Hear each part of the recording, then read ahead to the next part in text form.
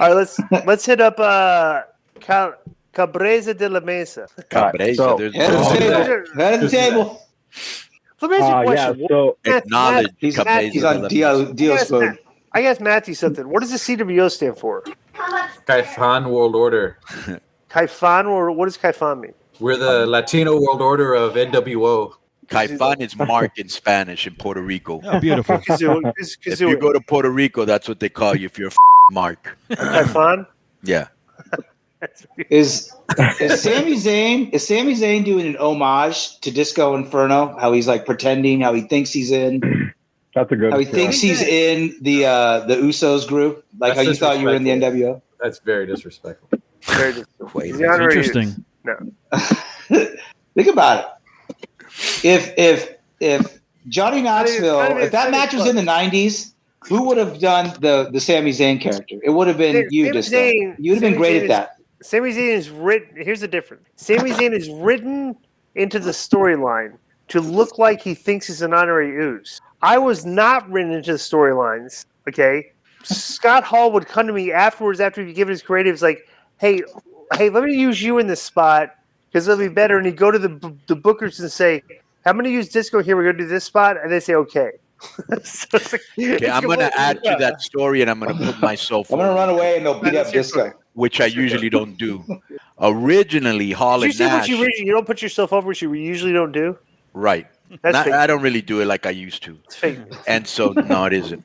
So, but I will putting myself over alert. So here we go. Disco was always in the dressing room making everybody laugh and doing weird characters and doing weird. I love Disco, and I was always hanging out with him and me and Jericho and Raven. That was, we had like a little crew, and all we did was make each other laugh, really. Because, bro, you're there like 8 hours before the show starts, so you got to do something. So that was our thing. And Nash and Hall thought he was the biggest goof that they ever met, and they really didn't have much to do with him. And I told them, bro, you need to meet Disco because not only is he funny, he's smart. He knows his. And then I don't know exactly how I introduced you to them or how you guys actually ended up meeting, but they told me, they go, yeah, he is a cool guy. And next thing I knew, you were starting to hang out with him. Yeah, we just started having conversations at the shows because we'd be there forever and be like, we just shoot the I pop them.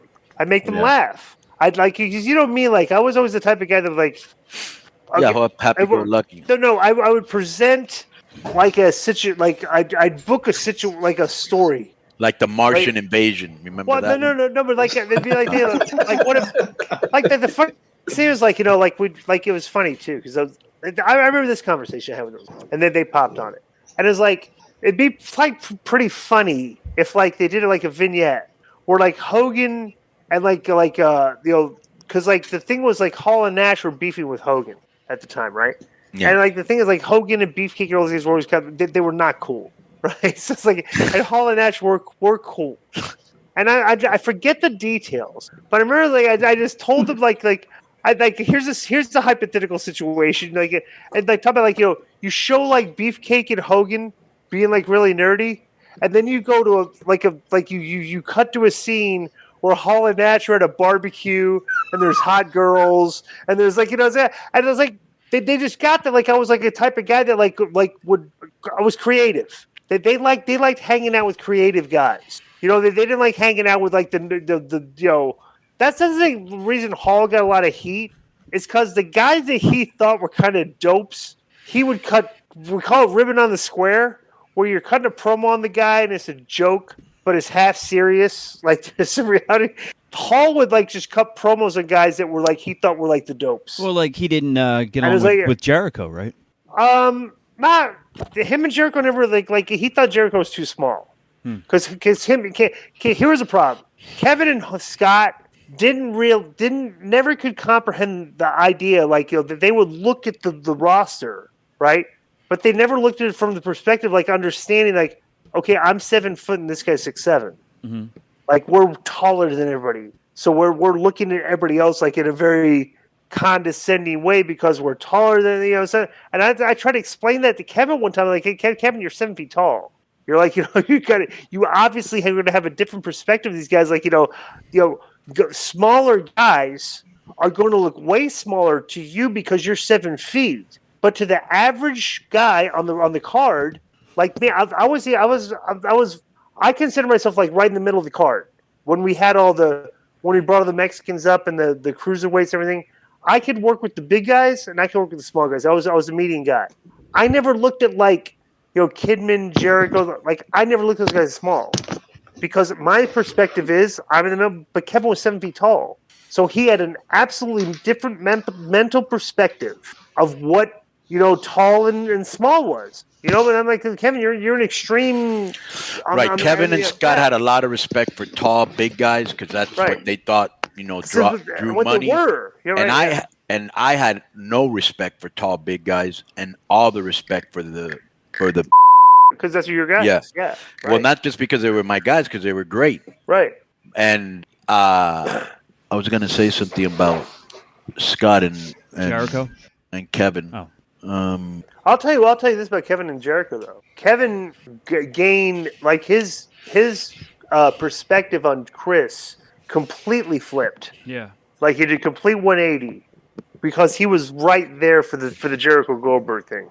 Like it was he absolutely just like he went from like looking at like these guys like small guys to having the utmost respect for Jericho. Yeah. Yeah. Because I'll never forget when he told me, bro, Kevin told me that story. He was right there word for word for everything that happened, that went down. Like move for move, like just an absolute. You can't underestimate guys that are into ice fishing and log rolling. Nothing.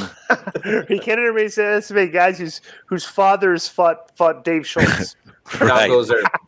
Chris is funny because that is a shoot. You'll see videos of Chris. It is a while ago, but you'll see a video of Chris on TMZ where there's some guy trying to fight him in the street, and Chris is leaning against the wall, like, "Come on, like let's go."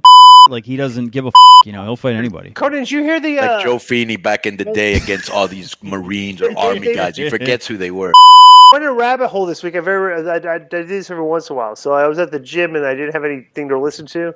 So I went in, I re-listened to like a bunch of the YouTube posts that we did. And we were talking about Jericho and like remember the conversation we had about like who was you picking in fight between Jericho and MVP?